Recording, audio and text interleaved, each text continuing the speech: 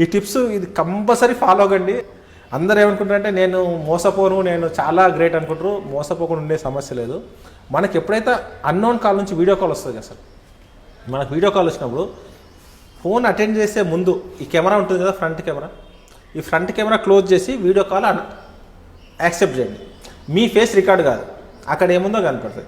In case honey trap ఉన్న accused అనుకోండి, అక్కడ అమ్మాయి న్యూడ్గా కనిపిస్తుంది, కానీ మీరు కనపడినంతసేపు వాటిని బ్లాక్మెయిల్ చేయాలి. కెమెరా క్లోజ్ చేసి ఫోన్ అటెండ్ చేయండి. అన్నోన్ కాల్ కాదు, ప్రతి కాల్. అందరూ ఏంటంటే అన్నోన్ కాల్ చెప్తే సరిపోతుంది కదా, నోన్ కాల్స్కి ఎందుకు ప్రాబ్లం? స్కూపింగ్ అనేది ఒకటి ఉంటుంది సార్. దాంట్లో ఏంటంటే మీ పేరుతో నాకు కాల్ వస్తుంది, మీరు కాదు నాకు చేసేది. మీ నెంబర్ నుంచి నాకు కాల్ వస్తే నేను ఏమనుకుంటాను, మీరే కావచ్చు, నేను క్యాజువల్గా అటెండ్ చేస్తాను. అంటే అది స్కూప్ కాలా లేకపోతే ఫేక్ కాల్ అని తెలియదు. చాలామందికి మన నెంబర్ నుంచి మనకే కాల్ వస్తుంది కొన్ని సందర్భంలో. ఇది మనకు తెలియదు కాబట్టి ఎందుకు సింపుల్, మన క్లోజ్ ఫ్రెండ్ అయినా ఒక 2 సెకండ్లు కదా, క్లోజ్ చేసి మళ్ళీ ఓపెన్ చేయండి. ఎవరు తప్పు ఫోన్ వచ్చినప్పుడు కెమెరా క్లోజ్ చేసి వీడియో కాల్ వచ్చినప్పుడు మాత్రమే వీడియో కాల్ ఆన్ చేసి ఒకసారి మాట్లాడి మనోడు అనుకుంటే ఫింగర్ తీసేయండి, 2 సెకండ్స్లో తీసేయండి సరిపోద్ది. సింపుల్ అసలు మీ ఎన్నో ప్రాబ్లమ్స్ సాల్వ్ చేస్తారు. లక్షల రూపాయలు కాపాడుతుంది, మీ మానసిక టెన్షన్ నుంచి బయటపడతావు. ఎంత పెద్ద సమస్య అది, ఎవరికి చెప్పుకోలేము. ఎవరు చెప్పుకుంటే ఏమనుకుంటారో. నిజంగా మీరు ఎందాలుగా మంచివాడు అనుకుంటే ఎవరు నమ్మడు సార్, చెడ్డోడు అనడానికి అందరు నమ్ముతారు. నేను మంచివాడు అంటే ఎవరు నమ్మడు, ఏమో చేసి ఉంటాడు, అమ్మాయి వీడియో కాల్ అయినా సొంగగారిచి ఉంటాడు అనుకుంటాడు.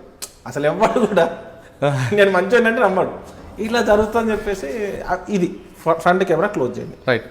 ఒకవేళ మీరు ఏదో బిజీలో ఉన్నారు, ఏదో ఈ టిప్ మర్చిపోయారు, బెల్లగా అనుకోకుండా అటెండ్ చేశారు, అక్కడ నుంచి అమ్మాయి మాట్లాడింది, మీరు అమ్మాయి బ్లాక్మెయిల్ చేయడానికి ఫస్ట్ చేయాల్సింది ఏంటంటే, ఒకళ్ళు మ్యారీడ్ పర్సన్ అయితే నీ వైఫ్కి చెప్పి సబ్జెక్ట్, ఇట్లా నాకు ఇలా వీడియో కాల్ వచ్చింది, ఇదేదో అనుకోకుండా ఇట్లా వచ్చింది, ఇట్లా నాకు ఏదో బ్లాక్మెయిల్ చేస్తున్నావు అని చెప్పి మీ వైఫ్, మీ ఇంట్లో పేరెంట్స్, మీ క్లోజ్ వాళ్ళకి చెప్పేస్తే మీకు సగం రిలీఫ్ అయిపోతారు.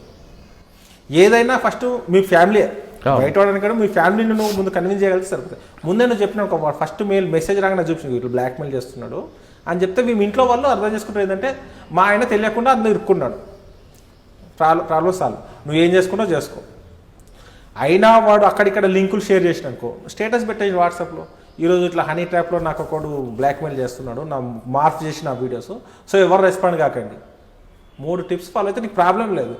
వాడు ఏం చేసుకోలేడు సార్, మీ వీడియో ఉన్నా వాడు ఏం చేసుకోలేడు. మీ వీడియో మిమ్మల్ని భయపెట్టేయడం తప్ప ఇంకెవరికి పనికిరాదు. మీరు రెస్పాండ్ కాకుండా మీరు స్టేటస్ పెట్టడానికి, ఈ స్టేటస్ వాడు కూడా చూస్తాడు కదా, అరే ఇటు భయపడతలేడు, వేస్ట్ రాబెడితే వదిలేస్తాడు. వాడు ఒక 10 రోజులు ట్రై చేస్తాడు బ్లాక్మెయిల్ చేయడానికి.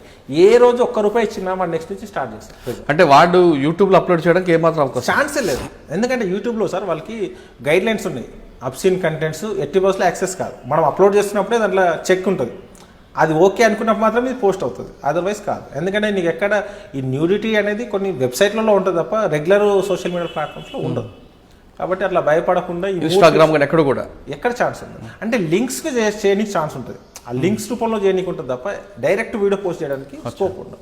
సో మనం భయపడాల్సిన అవసరం లేదు. ఈ విషయాన్ని చెప్పినామనుకోండి, సైబర్ క్రైమ్స్లో చాలామంది ఏమనుకుంటారంటే నేను కంప్లైంట్ ఇస్తే నువ్వెందుకు పోయినావు అని అంటారు అనుకుంటారు.